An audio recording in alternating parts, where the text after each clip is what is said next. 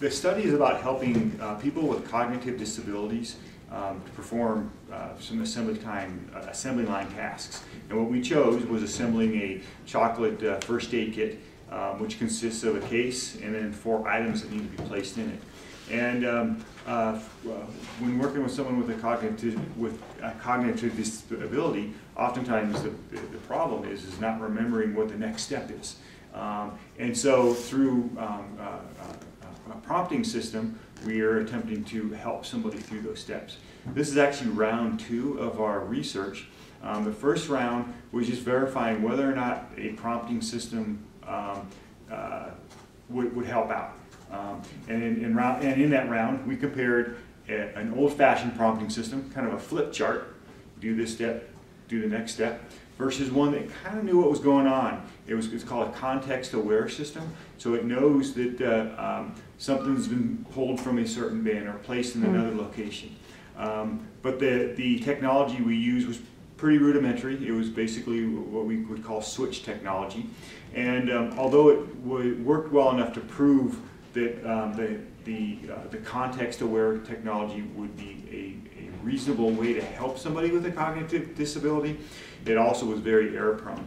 And so now we're trying to improve our the overall environment, and we're moving to what now involves vision sensing. Actually, we have cameras in the environment to recognize certain conditions and determine what's going on. And Dr. Alex Mihailidis from the University of Toronto, him and his team have been developing the system for the vision sensing, and I'll go ahead and let him talk about that. Yeah, so as Mike said, it's essentially what we do now is we don't use any switches or other kind of mechanical sensors to determine what's going on. We use 2 webcams, one that's placed overhead that watches the person's hands, and we can detect their hand position, and we have another smaller camera that watches the assembler to see what's actually being put into the bin to make sure that each part is being placed appropriately. Using that input then, the system then uses a series of logic rules that we program in to allow the technology to understand if the person's doing the correct step, if they put the right object in there, or if they've done something wrong. Now, if something has been done wrong, it then determines what type of prompt to give them. And at that point, then it would send a command to the main prompting module, which would then play maybe just a verbal prompt. It could show a picture, it may show a video of how to complete the task, or also show some environmental cues such as the lights that come on around the objects that need to be interacted with. So she's going to walk you through, if you need any help, to take you through the steps. And real quick, would you put your hands up here? Just so we know what type of assembly hands we have. Sometimes if we have big hands or small hands, it makes a difference. You're good. And the other thing is when